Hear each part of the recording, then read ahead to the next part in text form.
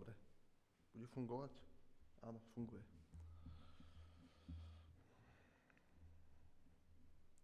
Tak teda prajem vám ešte raz krásnu a požehnanú sobotu všetkým. Som naozaj šťastný, že to môže byť prvýkrát práve tu, teda moja prvá úvaha, moje prvé zamyslenie takto v zbore a veľmi si vážim, že som dostal túto možnosť a verím, že vás dnešným zamyslením povzbudím jednak vás, ktorí ste tu, ale takisto pozdravujem aj vás doma. Verím, že ten prenos bude z Božej milosti dobrý a že uvidíte vlastne aj tú prezentáciu, ktorú mám pre vás pripravenú. Dnes budeme spoločne uvažovať o téme, o ktorej ja osobne uvažujem už dosť dlho. Keď som dnes tak o tom rozmýšľal, že ako dlho to už je, tak je to asi pol roka, hej, plus minus, samozrejme s nejakými prestávkami. A možno sa v nej nájdete aj vy a myslím si, že to je téma, ktorá sa dostýka aj dnešných dní. Naša dnešná téma má taký špecifický a možno až kontroverzný alebo výrazný názov, že medzi pravdou a lžou. Medzi pravdou a lžou. Čiže budeme sa baviť o pravde a o lži. A ešte chcem povedať, neberte to ako nejaký môj prejav, že ja sa tu postavím teraz a vy ma budete len počúvať, ale snažil som sa to spraviť tak trošku aj interaktívne. Čiže berte to tak, že sa môžete zapojiť. Ja si myslím, že nemáme sa pred kým hanbiť, už sa poznáme nejaký ten piatok aj v sobotu. takže v pohode sa hláste, alebo len povedzte, budú tam také časti, kedy budem trošku potrebovať aj vašu pomoc. No a jedna taká časť bude hneď na začiatku. Ako môžete vidieť, máme tu taký snímok, v tom bielom je pravda, v tom čiernom je lož. A keďže sa chceme baviť o týchto dvoch pojmoch, tak skúsime si ich najprv trošku definovať. Skúsme možno začať od tej pravdy. Áno, teraz nemyslím len tú teologickú pravdu, tú duchovnú, Božiu pravdu, ale celkovo slovo pravda. Keby ste mali niekomu vysvetliť, čo je to pravda, skúste niekto. Čo je to pravda? Keď poviem, ja neviem, je pravda, že toto je náš zbor napríklad, alebo je pravda, že nás tu je 1, 2, 3, 4, 5, 6, 7, 8, že nás tu je 8. Tak čo je to vlastne tá pravda? Keď je niečo pravdivé, tak je to skutočné, áno. Čiže pravda, jedným slovom by sme mohli povedať, je nejaká skutočnosť, áno, niečo, čo je nepopierateľné, niečo, čo možno každý vidí, áno. No a pristavme sa ešte pri tej lži. Čo je to lož? Možno to bude s tou lžou aj jednoduchšie ju trošku definovať. Že čo je to? Nepravda. Opak pravdy, áno, ja som to naschvál dal aj takto, že biela a čierna, mohlo by to byť aj naopak, čierna a biela, hej, to je jedno. Čiže lož je nepravda, čiže keby sme mali na to nájsť nejaké jedno slovo, na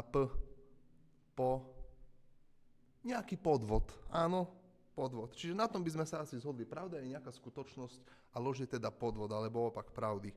No a mám tu na vás ešte jednu otázku. Čo je teda cieľom pravdivej informácie podľa vás? Vraveli sme si, že pravda je niečo skutočné. Dajme si taký príklad. Áno, povedzme, že by ste boli hostia v tomto zbore a pýtali by ste sa ma, o koľkej začína dnes pobožnosť. A všetci vieme, že začína o 9:30, ale ja by som vám proste povedal, ja neviem, že začína o 12:00, dajme tomu. Pardon, dobre, okej. Ideme na tú pravdivú informáciu. Áno, zbor by začínal o 9:30 a ja vám poviem, že začína o 9:30. Tak čo je môjim cieľom? No, aby ste do toho zboru prišli včas. Áno, nechcem vás nejako zavádzať, áno, proste o nič mi nejde, skrátka ide mi len o to, aby sme boli na jednej vlne, áno, aby ste poznali tú skutočnosť. No a teraz už som sa trošku predbehol. Čo je cieľom lživej informácie? Predstavte si zase, že zbor by sa začínal o 9:30, tak ako sa začína, a ja by som vám povedal, že sa začína o 12:00. Čo by bolo môjim cieľom? Aby ste neprišli, áno, aby som vás proste nejako nachytal, aby ste skrátka verili niečomu inému. Čiže to je ten rozdiel. Pravda opisuje skutočnosť. Áno, nechce zavádzať, opisuje skutočnosť. Pravde ide o to v podstate, aby ľudia verili tomu istému. Áno, tak, jak by som ja veril, že začíname o 9:30, tak vy a riadili by sme sa podľa toho. Keby som vám povedal, že začíname o 12:00, tak by to nahradilo tú skutočnosť minimálne vo vašej hlave, keby ste si to nezistili od niekoho iného. Takže lož teda nahrádza skutočnosť. A možno to znie tak sucho, ale keď sa zamyslíme nad tým, a dnes o tom budeme aj uvažovať, tak naozaj to, že niečo chce nahradiť skutočnosť, je to vážna vec. Preto medzi tou pravdou a lžou to niekedy vyzerá skôr takto, áno. Nie, že tá pravda je jednej farby a lož je druhej farby, ale často to vyzerá tak, neviem, či to na tom platne je vidno. Vidíte nejaký rozdiel medzi tými dvoma plochami?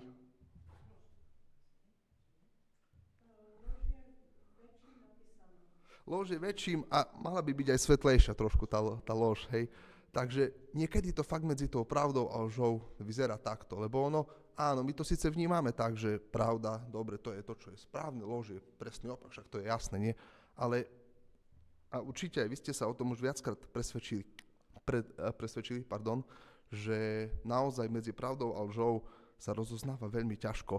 Zase taká možno trošku osobná otázka, kto z vás už niekedy uveril nejakému klamstvu? Skúste sa trošku zaspomínať na školské časy. Viktor, super. Cíte sa slobodne zase, hej, ja len chcem, aby som vás trošku zapojil. Nejaké klamstvo, áno, či už to bolo malé klamstvo alebo veľké klamstvo, tak skrátka niečomu sme predsa len schopní naletieť ako keby a uveriť. Samozrejme, závažnejšie to je pri tých veľkých klamstvách. A ešte taká otázka možno na zamyslenie, nemusíte sa hlásiť. Uverili ste niekedy klamstvu o sebe samom? Klamstvu o sebe samom.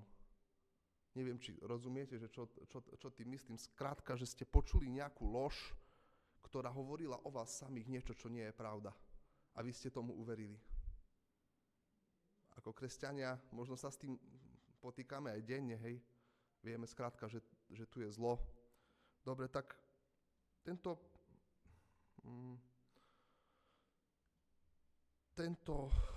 príklad nám to trošku objasní viacej. Chcem sa opýtať, poznáte tú dámu na fotografii?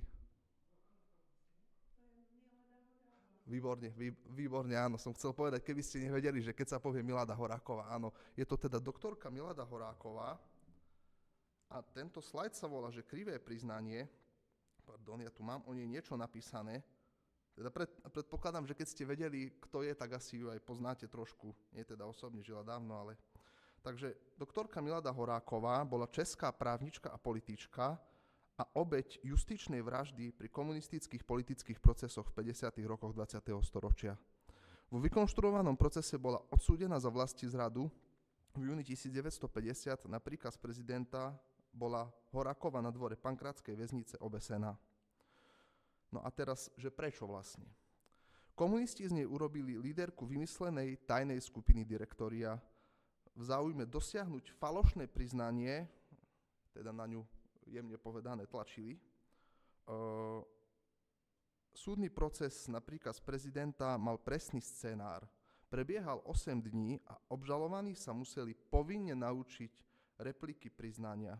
Ich záverečné reči vyšli v médiách po skreslenej cenzúre. Ešte to pripomeniem. Áno. Obžalovaní sa museli povinne naučiť repliky priznania. Čiže boli to priznania ku veciam, ktoré nikdy neurobili, áno. Cieľom týchto politických procesov, neviem, či ste sa v škole o nich učili, ste tu väčšinou skôr narodení, takže asi sa tie 50. roky zatlkali dosť, ale dnes už to vyšlo na svetlo sveta. Skrátka, cieľom tých politických procesov bolo zastrašiť obyvateľov. Áno, ich obeťou sa väčšinou stali inteligenti, áno, nejakí možno aj vyššie postavení ľudia, ktorí vyslovene pod tlakom sa mali naučiť nepravdu o sebe. Doslova, áno. Väčšinou tam išlo o priznania ku takým vážnym veciam, ako je vlastizrada, hej, napríklad. Čiže aj Milada Horáková v podstate zažila ako keby lož o sebe a musela jej uveriť. Preto aj ten nápis krivé priznanie. Ale aspoň to musela tak vravieť, aj tí ostatní. Mhm.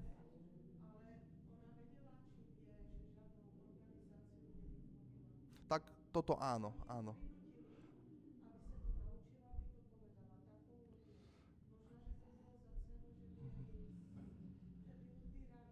Áno, oni to robili aj tak. Áno, tu je dôležité to, že bola skrátka pod tlakom a to, že spoločnosť to vnímala tak, že Milada Horáková je organizátorkou nejakej vlasti zrady a nejakej proste ilegálnej skupiny, čo nebola pravda. Čiže v podstate uverila minimálne lži o nej celá spoločnosť tedajšia. Alebo aspoň tí, kto si nedokázali trošku uvedomiť niektoré veci. Dobre, to už som sa vás pýtal, či dokážeme uveriť klamstvu o vás samých. No a teraz taká otázka, aby sme už išli do Biblie. Skúsme teraz si spomenúť na nejakú postavu, ktorá bola pod tlakom, podobne možno ako Milada Horáková, a takmer uverila klamstvám. Bol to muž zo Starého zákona, môžem vám aj ja povedať. Má niekto nejaký tip? Muž zo Starého zákona bol pod tlakom a takmer uveril klamstvám.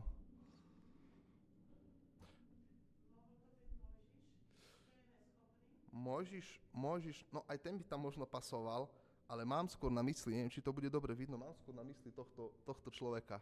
Tiež poznáte ho? Podľa zobrazenia. Človek s vredmi a jeho traja kamaráti. Poznáte ho?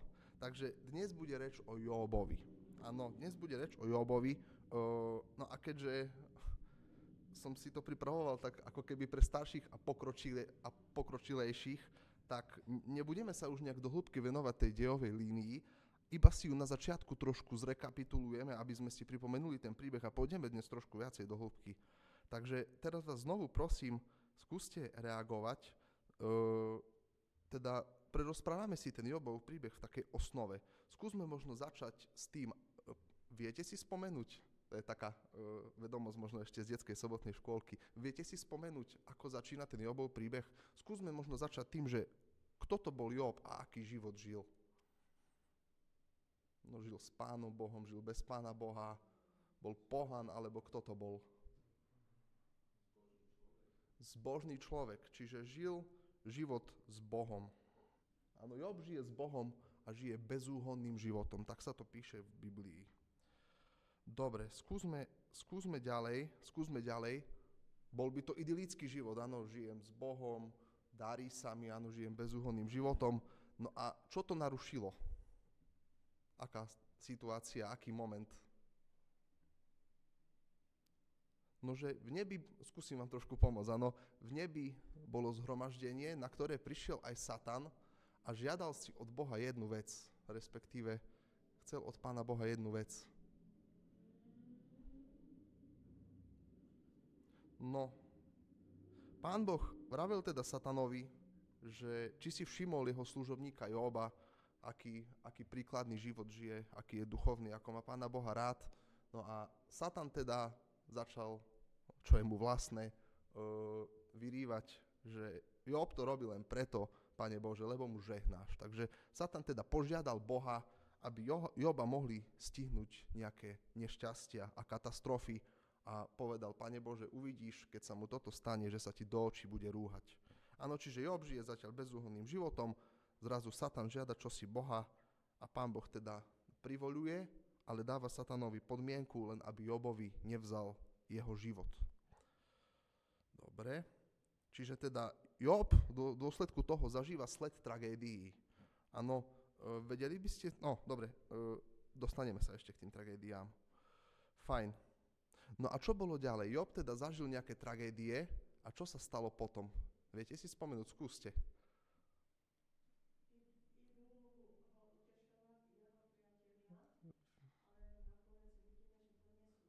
Výborne, áno. Job zažíva nejaké tragédie a ako keby toho nebolo dosť ešte, tam prídu traja jeho, no áno, priatelia.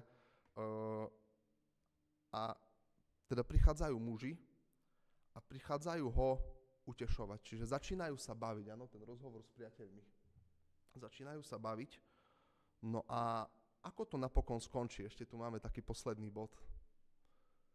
Job sa rozpráva so svojimi priateľmi a zasiahne do toho ešte niekto na konci. No ten najhlavnejší by sme mohli povedať. Zasiahne Pán Boh, áno, výborne.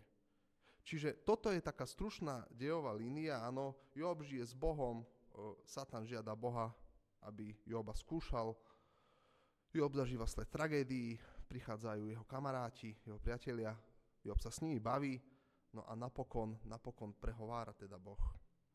Ja si myslím, že všetci ten príbeh tak nejak plus minus poznáme, áno, minimálne vieme to, že kto bol Job, áno, že trpel a že zostal verný Pánu Bohu. No a teraz trošku, aby to bolo také transparentné, ja o tejto téme, ako som povedal, uvažujem už dosť dlho a tá kniha Job je tak zložitá, by som vnímal, ľahko je sa v nej stratiť, že nedá sa ako keby vždy z nej vyťahnuť všetko, hej, pri každom tom zamyslení, pri každej úvahe. Preto ja som to porozdeľoval na také časti, keď sa pozriete, tá zelená ako keby časť, kartička, to je tá interpretácia, ktorú my poznáme zo sobotnej škôlky, hej, napríklad. A to je ten základ, hej, ako keby Job veľmi trpel, ale zostal verný Pánu Bohu. Chceme byť ako Job, hej. To je ako keby tá úplne, nie že by to bola nejaká zlá interpretácia, ale je iba povrchová, áno. Čiže to je to prvé, hej, keď sa sústredím na Jobov charakter. Potom tu máme Boží postoj, to už je trošku vyzretejšie, ako keby mám pocit. Môžeme sa v tom príbehu sústrediť na to, ako sa Pán Boh zachová k Jobovi, možno k Satanovi, ako Pán Boh celé to riadi, čo tam Pán Boh hovorí vlastne v závere Jobovi. No a my dnes pôjdeme po tej tretej línii a máme tam, že Job versus priatelia. Nie, že by sme sa nevenovali Jobovmu charakteru a Božiemu postoju, ale budeme klásť teda dôraz na to, na čo ja si myslím, že doteraz sa veľmi dôraz nekládol, a to je samotný ten rozhovor Joba s priateľmi, pretože keď ste, a určite ste už aj čítali knihu Job, tak dáte mi za pravdu, že človek sa v tom ľahko stráti. Áno, keď sa Jobovi stane tá tragédia a prídu jeho priatelia a je tam prvá reč Elifáza, druhá reč Cofára, prvá reč Joba, áno, človeka aj zaujme nejaká myšlienka zrazu a ide sa pozrieť, aha, a kto to vlastne hovorí, hej? Čiže dnes sa budeme venovať vyslovene tomu rozhovoru Joba a jeho priateľov. No ale najskôr teda k tej tragédii, aby sme si trošku zopakovali, čo sa to teda tomu Jobovi stalo. No, budeme čítať, môžete si aj vy nájsť, ak chcete, z knihy Job z 1. kapitoly 13. až 19. verš. Hej, kniha Job, 1. kapitola, 13. až 19. verš. Tak skúsim. Čiže tu ide o tie tragédie, áno, ktoré sa mu stali, aby sme si to pripomenuli. Jedného dňa, keď Jobovi synovia a dcery jedli, pili víno v dome svojho prvorodeného brata, prišiel k Jobovi posol a hlási: Voli orali a oslice sa pásli popri nich, keď zaútočili Šebania a pobrali ich. Paholkov pozabíjali mečom, ale ja sám som unikol, aby som ti to povedal. Ten ešte hovoril a už prichádza ku Jobovi ďalší a oznamuje: Boží oheň padol z neba, vzblkol medzi ovcami a paholkami a spálil ich. Len ja sám som unikol, aby som ti to povedal. Aj on ešte hovoril a prichádza ďalší a oznamuje: Chaldejci vyslali 3 oddiely, prepadli ťavy a pobrali ich. Sluhov pozabíjali mečom, ale len ja sám som unikol, aby som ti to povedal. Aj tento ešte hovoril a už prichádza ďalší a oznamuje: Tvoji synovia a tvoje dcery jedli a pili víno v dome svojho prvorodeného brata, keď zrazu sa cez púšť prihnala výchrica a udrela na všetky 4 oporné múry domu, ktorý padol na mladých a zabil ich. Len ja sám som unikol, aby som ti to povedal.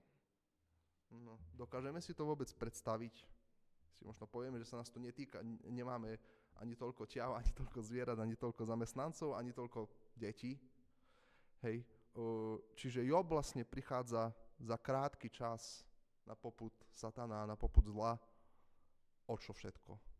By sme mohli povedať také 2 alebo 3 veci.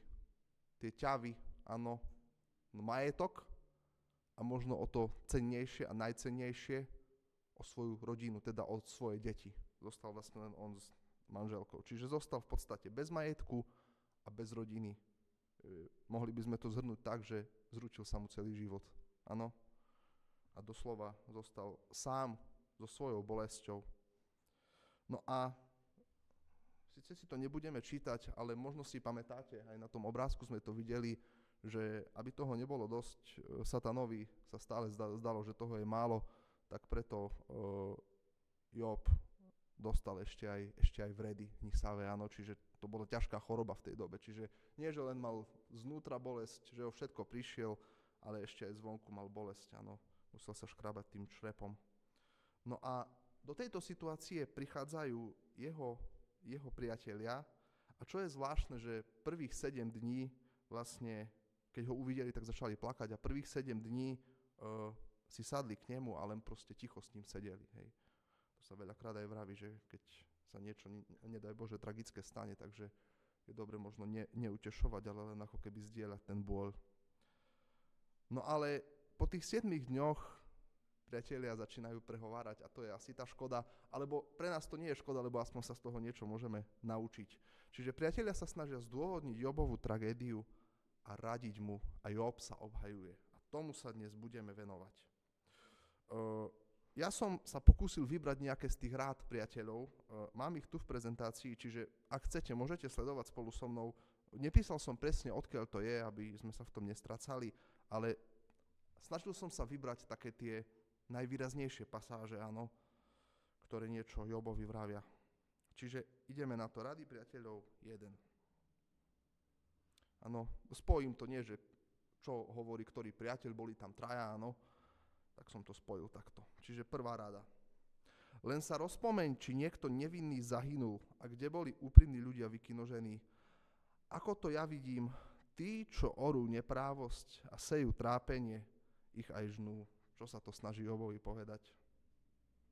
No, že je vinný, že áno, že ho stihlo toto nešťastie kvôli tomu, že on sám nejaké nešťastie proste niekomu inému možno robil. Áno, tí, čo orú neprávosť a sejú trápenie, ich aj žnú. Čo vieme, že je blbosť, áno, na základe toho úvodu. Druhá rada. Môže azda muž osožiť Bohu? Veď aj múdry osoží len sebe. Varí ma všemohúci potešenie z toho, keď si spravodlivý, alebo má z tvojich bezúhonných ciest úžitok. Varí ťa posudzuje podľa tvojej bohabojnosti a podľa toho sa s tebou súdi. Či nie je priveľká tvoja zloba a tvoje nepravosti nemajú konca?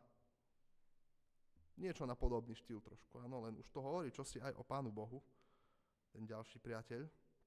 Áno, zase to je o tom, že obviňujú Joba. Že on niečo pokašľal a tým pádom preto sa mu stalo to nešťastie. Skúsime ísť ďalej. To už ide celkom do živého. Ako by mohol byť smrteľník spravodlivý pred Bohom a čistý ten, kto je zrodený zo ženy? Dokonca ani mesiac nie je dosť jasný a hviezdy dosť čisté v jeho očiach, akože v Božích. A čo je ešte človek, ktorý je ako červ, ľudský syn, čo je len červíkom? Myslím, že toto už je celkom vážne. Vraví to teda o tom, že človek je pre Pána Boha bezvýznamným. Skúsime ešte dokončiť. Toto už znie tak nádejne celkom. Ďalšia rada. Ak však ty budeš horlivo hľadať Boha a o milosť prosiť Všemohúceho, ak si čistý a úprimný, tak teraz povstane pre teba a obnoví tvoj spravodlivý príbytok. A hoci tvoje začiatky boli nepatrné, tvoja budúcnosť sa preveľmi vzmôže. To už znie logicky celkom, nie? Hej, ak bude horlivo hľadať Boha, tak jeho situácia sa zlepší. No ešte tu máme zase trošku niečo s nádejou. Aký blahoslavený je človek, ktorého Boh karhá. Nuž nepohrdaj výchovou Všemohúceho, lebo on pôsobí bolesť, ale aj obvezuje, zraňuje, ale jeho ruky aj liečia. Zo 6 úzkostí ťa vyslobodí, v 7 sa ťa nedotkne zlé. No, povedali by sme na to amen. Myslím si, že takto áno. No a ešte posledná z tých rád, to už reagovali na Joba. Odpoveda varí múdry človek vedomosťami vzatými z vetra, alebo si plní vnútro východným vetrom, dôvodí slovom, ktoré neosoží a rečami, ktoré neprospejú. Veď ty, to hovoria Jobovi, veď ty dokonca rušíš bázeň a maríš rozjímanie pred Bohom. Tvoja neprávosť totiž učí tvoje ústa a vyberáš si výrazy prefíkancov. Vlastné ústa ťa odsúdia, nie ja. Vlastné pery svedčia proti tebe. No, bolo toho dosť, myslím si, tých názorov.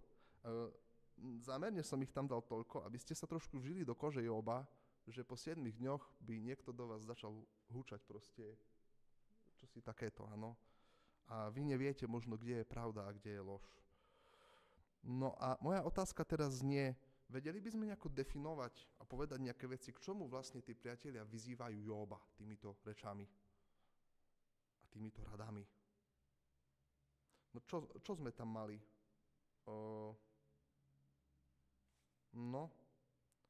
Prvá taká vec možno bola, ja to už prekliknem. Prvá taká vec možno bola uvedomenie si vlastnej bezvýznamnosti.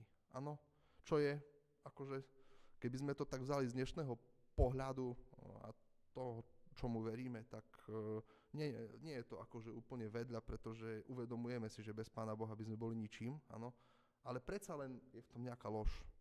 Potom ďalšia vec je prijatie trestu od Boha. Koľko ľudí dnes tak uvažuje? Koľko ľudí dnes povie s prepáčením, Pane Bože, prečo ma takto trestáš? Koľko ľudí to povie? No veľa ľudí to ako hovorí. Ja nemyslím, že v našich radoch, ale celkovo v spoločnosti, áno, a možno aj veriaci, aj kresťanov, že ako keby je tam stále taký ten pohľad na Pána Boha, že keď dačo neurobím správne, tam má potresce. No, potom vyzývajú Joba k viere v lepšie zajtrajšky. Hej. To je tiež čosi, čo máme v spoločnosti prítomné. No a to posledné, ja som to preto dal aj takým veľkým písmom všetko, vyzývajú v podstate Joba, dá sa povedať, aj k takému pokáňu. Myslíte si, že vyzývajú aj k takému pokáňu v podstate? Že sa má obrátiť, že robil niečo zlé, hľadaj všemohúceho.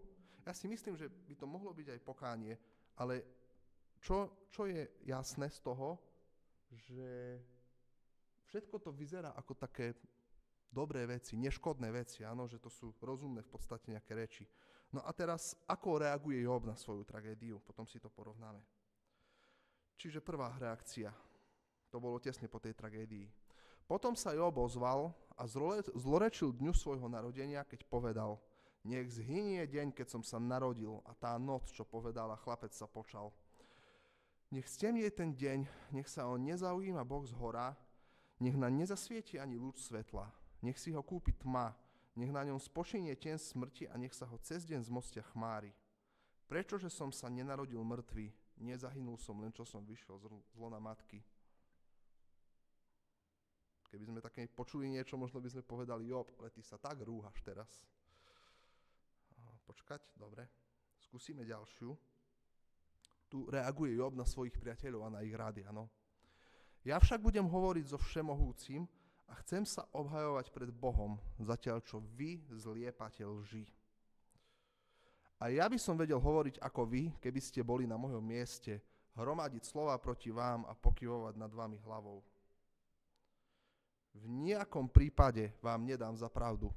Kým nezomriem, svojej bezúhonnosti sa nevzdám. Áno, len aby sme vedeli, tie verše nenasledujú za sebou takto, aj v písme, ale ja som ich takto, áno, tu podával, lebo spolu súvisia. Dobre. No a posledné ešte, Jobove. Ja viem, že môj vykupiteľ žije a nakoniec sa postaví nad prachom. Aj potom, keď moja koža bude takto zodratá, lebo on mal tie vredy, áno, až škriabal sa. Keď moja koža bude takto zodratá, zo svojho tela uvidím Boha, svojimi očami ho pri sebe uvidím, nie niekto cudzí. Moje vnútro už hynie túžbou. Čiže to vyznanie je také výrazné. Áno, Job vyslovene povedal, že počká na Pána Boha, áno, nech Pán Boh mu teda vysvetlí, že prečo sa mu to stalo.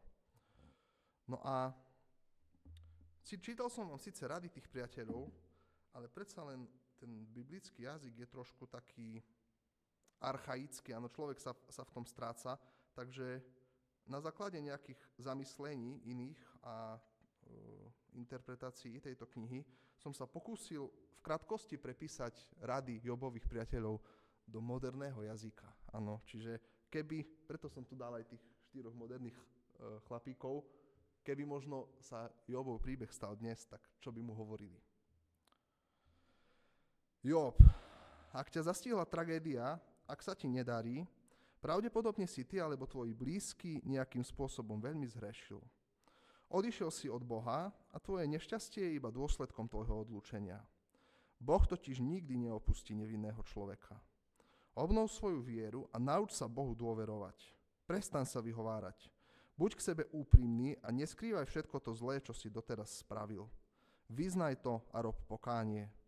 Boh ťa evidentne iba potreboval zraziť na kolená, aby ti pripomenul tvoju nedokonalosť. Ale neboj sa. Keď vyznáš svoju vinu, všetko tvoje šťastie a úspech sa ti vráti.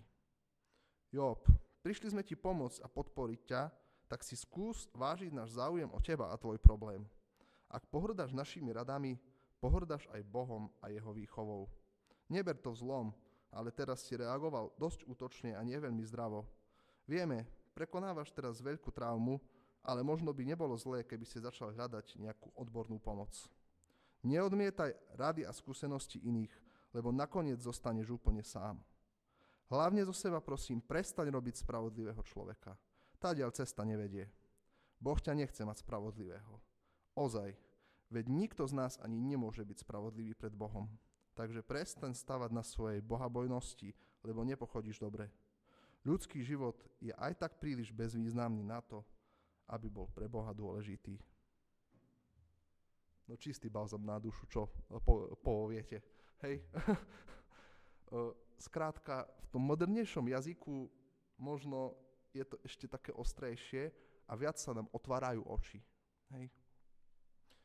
My máme ale tú výhodu, že poznáme začiatok príbehu a vieme, že za Jobovou tragédiou stojí Satan. Job to nevedel a ani jeho priatelia. Takže skúsme si teda porovnať, ako to zatiaľ vyzerá. Pravda versus pravda. Áno? Skúsime takto otočiť. Pravda versus pravda. Hej? Tou zelenou je Job a v tom oranžovom sú jeho priatelia. Takže porovnajme si teraz, komu by sme možno dali za pravdu, my keby sme nevedeli ten začiatok príbehu. Job teda zažil tragédiu a úplné dno, túži zomrieť.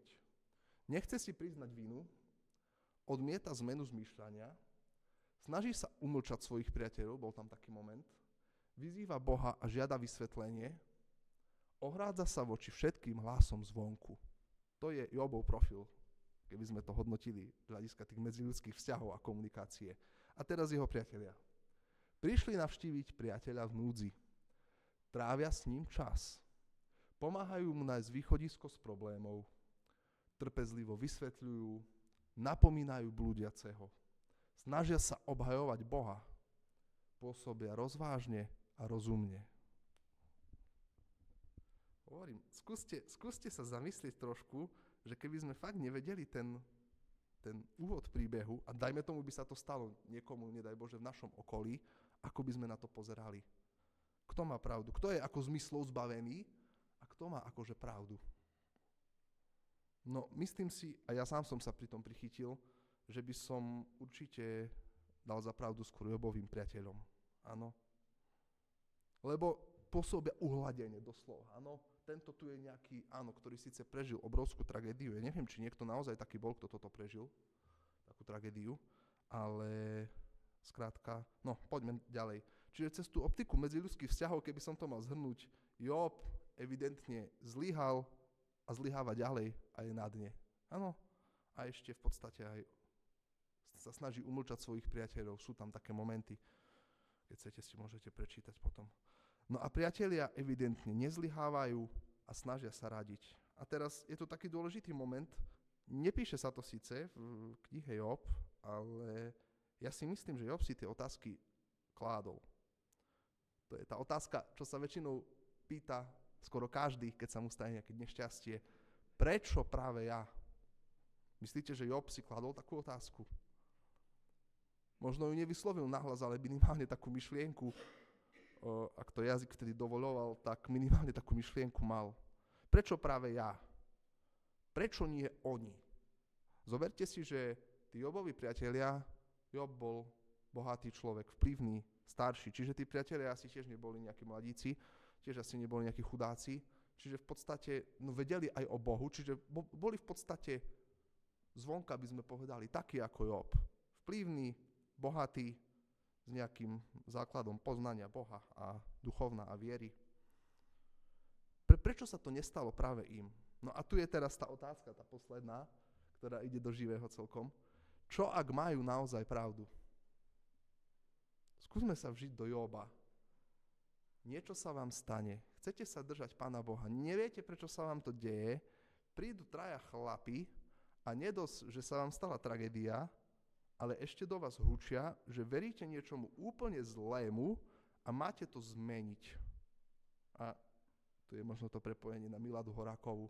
Keď ste odtrhnutí od sveta a niekto vás zavrie niekam do vásy, zoberú vám váš život a nútia vás k niečomu sa priznať a podpísať výpoveď, ktorú v podstate ani jej neveríte, ani jej nechcete veriť, ale nemáte inú možnosť a viete, že aj tak proste vás zabijú, tak je to fakt ťažké. A Job to mal ťažké. No a väčšinou to býva tak, alebo je to pekné, keď príbehy končia šťastne a vďaka Bohu aj tento príbeh, a naozaj vďaka Bohu, končí šťastne, pretože v závere tohto rozhovoru prichádza Boh, zhovára sa najprv s Jobom, ukazuje mu svoju veľkosť, áno. Jednak Job si naozaj uvedomí to, že niektoré veci ako hriešnik nemôže pochopiť, ani to svoje utrpenie. To je zvláštne, že Pán Boh Jobovi vlastne vo svojej reči voči nemu nepovie, že za to môže Satan. Len skrátka mu povie, že niektoré veci nemôže bežný smrteľník pochopiť. No ale poďme teda na to, ako rozsudil Boh tento spor Joba s jeho priateľmi. Kde mali navrch Jobovi priatelia doteraz? Potom, keď Hospodin dopovedal Jobovi tieto slová, Elifazovi z Temánu povedal takto. To je jeden z tých priateľov. Povedal takto. Môj hnev splánul proti tebe a tvojim dvom spoločníkom, lebo ste nehovorili o mne správne, tak ako môj služobník Job. Preto teda si vezmite 7 bíčkov a 7 baranov, choďte k môjmu služobníkovi Jobovi a prineste za seba spaľovanú obetu. Môj služobník Job sa bude za vás modliť, lebo len pre neho nebudem zaobchádzať s vami podľa vášho bláznostva, pretože ste nehovorili o mne ako môj služobník Job. Zase si skúste odpovedať. Zažili ste niekedy situáciu, kedy Pán Boh musel zasiahnuť, aby pravda vyšla najavo? Mohla to byť maličkosť, mohla to byť dôležitejšia vec. Ja si myslím, že takéto situácie sa stali. Niekedy sa možno mohli stať a nestali sa, ale myslím si, že keby sme zalovili dobre v pamäti, tak sa určite stali. Nebyť Božieho zásahu, tak pravda o Bohu i o Jobovi by zostala neobhájená. Áno, kto vie, dokedy by tam do ňoho ešte hučali, takže... No a naskytá sa nám tu teda otázka, a ja sám na ňu odpoveď neviem a neviem, či na ňu vôbec existuje, ale možno na zamyslenie sa to hodí, že o čo teda išlo Jobovým priateľom. Ja som sem naschvál dal tú fajočku a krížik. Myslíte si, že ich úmysly s Jobom boli dobré tým, čo hovorili? Cítite sa slobodne, v pohode. Ja tiež akože myslím si, že na to neexistuje nejaká správna a nesprávna odpoveď. No, ja si osobne myslím, že ich úmysly s Jobom boli v podstate dobré. Áno, oni to tak brali, áno, snažili sa mu radiť, ale keď na to pozeráme z tohto hľadiska, ako sme na to pozerali teraz pred chvíľou, tak vyskakuje nám tam skôr to X-ko však, že v podstate oni ho nepodporili, oni ešte nie dosť, že stratil v podstate ako keby to materiálne, hej, majetok, rodinu, ale chceli mu zobrať ešte aj to duchovné, hej, že ty ešte tu teraz, ešte dačo máš v sebe, tak ešte aj toto vytrasieme z teba, mal by si veriť dačomu inému, hej. No dobre, no a teraz taký môj záver, že prečo sa Jobovi podarilo obstáť? Keď hovorím, tá kniha Job je dosť náročná, takže možno by nebolo zle si to aj prečítať celé niekedy.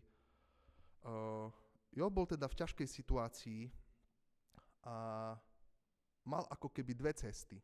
Hej? Jedna takto, obe tie cesty smerujú k Bohu. Ale keď sa pozriete, tá horná cesta vlastne smeruje k Bohu, ale cez priateľov a ich rady. Hej. A tá spodná cesta ide priamo k Bohu. Tak skúste teraz, a toto je už jednoduchá otázka, ktorú z tých ciest si vybral Job? Tú hornú alebo tú dolnú? Tú dolnú, áno, pretože on najskôr svojich priateľov teda počúval a snažil sa teda im nejako oponovať a argumentovať tiež, snažil sa aj on teda obhajovať Boha a nehovoriť o ňom nejaké nesprávne veci. Hej. Radšej v podstate mlčal, než by mal povedať niečo nesprávne o Bohu. A tu vidíme takú možno záľudnosť toho celého, že Job teda, keby šiel cez priateľov, a aj nám sa to možno veľakrát stane, že ako keby v úvodzovkách dôverujeme ľuďom viac než Pánu Bohu. Že nejdeme rovno k Pánu Bohu a vidíme to možno aj v niektorých cirkvách, to som si nemohol odpustiť teraz, že sa ide k Pánu Bohu cez nejakých ľudí, ktorí možno už nežijú, alebo ktorí ešte žijú. Čiže Job teda išiel priamo k Bohu a to je dôležité, šiel priamo k Bohu aj za cenu odsúdenia od priateľov a za cenu pokazených vzťahov, lebo povedzme si, už nemal čo stratiť a vyslovene sa odvolával na Pána Boha, že chce, aby to on teda posúdil. No a v súvislosti s dnešnou, ako by som to povedal, liberálno-tolerantnou dobou aj v kresťanstve, sa dostávame k otázke, či vôbec záleží na tom, či tí jeho priatelia hovorili pravdu. Náschvál zase som sem dal ten obrázok, je to taká tá váha, na jednej strane je srdiečko, na druhej strane je to sudcovské kladívko, čiže je to ako keby taký súboj lásky a pravdy alebo zákona. Hej. No, skúsme sa pozrieť na také dva pohľady na pravdu, ktoré myslím si, že bojujú aj v dnešnej spoločnosti, aj v kresťanstve dosť. Prvý pohľad na pravdu je citát rímskeho cisára Marka Aurelia, zakladateľa stoickej filozofie, ktorá mimochodom je dnes populárna vo svete a už teda ten citát. Čiže Marcus Aurelius vraví toto na adresu pravdy.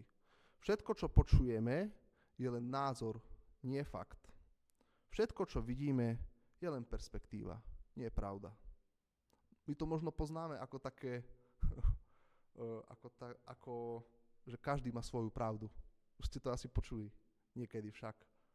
Každý má svoju pravdu. Čiže v podstate keby sme nahľadali na Jobov príbeh podľa tohto citátu, tak by to bolo, Pán Boh má svoju pravdu, Job má svoju pravdu, jeho priatelia majú svoju pravdu, všetci sa mýlia a všetci zároveň majú pravdu, áno, sú to len ich perspektívy. Hej. A teraz zase trošku sonda do dnešného stavu kresťanstva. Koľko kresťanov by na toto vedelo povedať amen? Každý má svoju pravdu. Nech je len všetko v poriadku, pekne uhladené. Dobre, no a taký druhý pohľad na pravdu, zase opačný, nie že extrém, ale možno to je tak vnímané, od Jana Husa. Ak nemôže byť pravda prejavená bez pohoršenia, lepšie je prijať pohoršenie, než pustiť pravdu. A Hus vedel, o čom hovorí. Lepšie je prijať pohoršenie. Hej. Možno keby sme mali pričleniť Joba ku niektorému z tých názorov, tak by sme ho pričlenili asi skoro k tomu Husovi. Áno. Vyslovene Jobovi išlo len o to, aby nepovedal nejaký blud o Pánu Bohu. Aby zbytočne neobviňoval Pána Boha.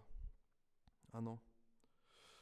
Takže možno ešte taká otázka, keby mali kresťania dnes voliť medzi Markom Aureliom a Husom, koho by volilo viac kresťanov? Relativistu, ktorý povie, každý má svoju pravdu. To je jedno. Lebo my keď pozeráme na ten príbeh o Jobovi, tak možno by sme čakali, že Pán Boh na konci príbehu príde a povie, no dobre, už sa prestaňte vadiť. Job, aj ty si to myslel dobre. Priatelia, aj vy ste to mysleli dobre. Mám vás rád. Áno, a nie, že by ich Pán Boh nemal rád, ale tento príbeh nás učí o tom, že Pánu Bohu záleží na pravde. A akokoľvek tá pravda sa môže zdať nesympatická a tá lož sympatická, Pán Boh vždy stojí na strane pravdy. Hej. A myslím si, že nám to má čo povedať aj do dnešných dní. Medzi láskou a pravdou v úvodzovkách sa aj dnes odohráva boj. Myslím si, že aj v kresťanstve dosť. A tak ako to je tu, myslím si, že začína mať navrch tá láska, ale tá nie tá správna, ktorá súvisí s pravdou, ale len tá láska sama o sebe. A tá je schopná prekusnúť kadejaké lži. No a teda dostávame sa už takmer do záveru. Ja som to takto zovšeobecnil, takú aplikáciu pre nás možno, čo sa dozvedáme z Jobovho príbehu a čo sa na ňom učíme. Zlo chce zničiť náš pohľad na Boha a seba samých ako Božie deti. To sa stalo aj Jobovi presne. Tým, že nás obklopí presvedčivými vonkajšími podmienkami, ktoré odporujú pravde a snažia sa ju nahradiť. A nemusíme byť Jobom, aby sme mali okolo seba podmienky, ktoré odporujú pravde. Už len keď sa pozrieme dookola na to, čo sa deje vo svete, všetko ako keby nám kričalo, čomu to veríte, čo to sú za blúdy, žiť treba tak a tak a tak. A je to blbosť. Hej? Čiže nás obklopí presvedčivými vonkajšími podmienkami, ktoré odporujú pravde a snažia sa ju nahradiť. Aby bolo ťažké, a tu sa dostávame na začiatok, aby bolo ťažké rozoznať pravdu od lží. A sami to vidíme, je kopa hľadajúcich ľudí, ktorí zakotvia v takých spoločenstvách a pri takých myšlienkach a blúdoch, že človeku ľúto. Čiže tá pravda sa rozoznáva dnes ťažko aj o Pánu Bohu. No a teda, čo s Jobom my? Možno mi poviete, dobre Kevin, OK, čak je to celé pekné, fajn, ale môžeme sa ocitnúť v Jobovej pozícii ako jednotlivci, alebo ako cirkev. Ako jednotlivci bolo by množstvo situácií, ale možno aj ako cirkev. Hej. Skúsime takú paralelu s tým Jobom. Hej. Skrátka, či už sa to týka doby konca, alebo dnešných dní, môžu za nami ako za adventistami prísť, teraz obrazne povedané, naši kamaráti, ktorí klopú, naši kamaráti, ktorí dvíhajú ruky a ktorí rastú. Alebo naši kamaráti, ktorí sa modlia ku svätým. A my budeme ako ten Job, ktorý nerastie, ktorý je v nejakej tragédii a budú nám možno vravieť, už sa konečne obráte k Pánu Bohu, čomu to veríte, akým blúdom. Pozrite, a my si možno budeme klásť tú otázku. A ja vám poviem, ja osobne to nechcem teda zažiť. A my si možno budeme klásť tú otázku, ako si možno kladol aj Job. Čo ak majú oni pravdu? Prečo sme my prenasledovaní? Prečo sme my tí iní? Prečo sa nám nedarí? Prečo nám zbory nerastú? Hej? Čiže to je niečo, čo zažívame aj ako cirkev. A môžeme to a je to sakramensky ťažké proste tomu odolávať. Keď vidíme a doslova obrazne povedané, tí naši priatelia to do nás hučia. A my ako keby nemáme inú možnosť veľakrát, alebo sa nám to aspoň tak môže zdať. Trošku nadviažem teraz na to, čo sme počuli minulý týždeň. Mali sme tu brata Jula Turcera staršieho, ktorý nám teda už po niekoľkýkrát rozoberal časť knihy Zjavenie a teda trojanielské posolstvo a záverečné udalosti. Takže zlo proti Božím nasledovníkom poštve ich vlastnú realitu, tak ako to spravil Jobovi. A nie len v dobe konca. Doba konca bude čosi strašné, ale ja si myslím, že to robí aj dnes. Len taký detail, ja som sa musel dať tie dve šelmy, lebo tiež o tom uvažujem dosť a však to poznáte, hej. Tá prvá je šelma z mora, hej, čo má tých 1 000 000 hlav, a tá druhá je šelma zo zeme. Hej. Že vyslovene, keď zlo vie, že šelmu z mora asi obrazne povedané nikto nebude škrapkať po bruchu, lebo vyzerá hrôzo strašne. Ale vie, že pohľadiť kožušok tejto atrape baránka, to bude lákať viacej ľudí. To bude lákať oveľa viacej ľudí. Lebo toto naháňa hrôzu. ale toto vyzerá ako baránok. Takisto ako to mal Job. Jeho vlastní priatelia doňho hustili lži v podstate. Už akokoľvek to mysleli. Ale Job v tejto skúške obstal, pretože si uvedomoval, že pravda o človeku a pravda o ňom samom vychádza z pravdy o Bohu. Áno, ešte raz to skúsim, je to silná myšlienka celkom. Pravda o človeku vychádza z pravdy o Bohu. Čiže tým, že Job nechcel prekrúcať Božie reči, nechcel Pána Boha obviňovať, nechcel proste vravieť, ako Pán Boh funguje, spoliehal sa len na to, že Pán Boh vyrieši aj jeho prípad a môžeme vidieť, že Pán Boh zasiahol v ten správny čas a pravda bola obhájená aj o Bohu, aj o Jobovi. A vy, čo poznáte Jobov príbeh, tak viete, že Pán Boh Joba obdaroval po tejto celej tragédii, obdaroval Joba ešte viac vecami. Áno, narodili sa mu nové deti, zase nadobudol majetok a mal všetkého oveľa viacej. A tu nejde teraz o to, či je to nejaká prosperita alebo čo. Skrátka, podľa mňa aj ten záver príbehu sa nám snaží povedať to, že Pán Boh sa na nás nevykašle a že nám vie dať oveľa viac, než o čo prídeme v boji za jeho pravdu možno. No a budeme končiť Jobovým vyznaním. My sme ho už mali. Ja som si dovolil ho trošku prepísať, sme tu viacerí, tak aby to bolo našou takou záverečnou modlitbou. My vieme, že náš vykupiteľ žije a nakoniec sa postaví nad prachom. Aj potom, keď naša koža bude takto zodratá, zo svojich tiel uvidíme Boha. Svojimi očami ho pri sebe uvidíme, nie niekto cudzí. Naše vnútro už hynie túžbou. Amen.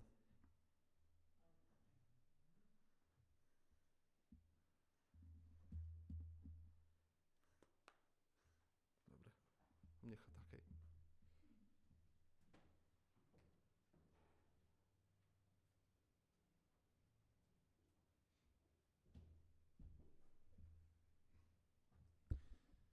Ďakujem teda Bohu a zároveň aj nášmu bratovi Kevinovi za toto jeho prvé zamyslenie.